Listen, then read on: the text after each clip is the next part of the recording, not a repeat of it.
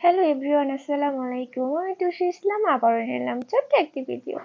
তো আমি গতকাল গিয়েছিলাম ৩০০ ফিট থেকে আমি কিছু মিষ্টি নিয়ে এসেছি। আর ৩০০ ফিটের মিষ্টি কিন্তু খেতে খুবই মজা। আমি যখনই যাই তখনই আমি বিশেষ করে মিষ্টিটা অবশ্যই খাওয়ার ট্রাই করি। তো গতকালও তাই হয়েছে, আমি খেয়েছি, আবার কিছু নিয়েও এসেছি। খুব কম নিয়ে এসেছি, ৪ পিস করে, কারণ আসলে আমি একা খাবো, বেশি দিন আবার ফ্রিজে থাকলেও ভালো লাগে না। আর ৩০০ ফিট তো আমাদের হাতের কাছে, মিরপুর থেকে বেশি একটা দূর না, তো ইচ্ছা করলে যখন মন চায় তখনই যে খাওয়া যায় বা নিয়েও আসা যায়।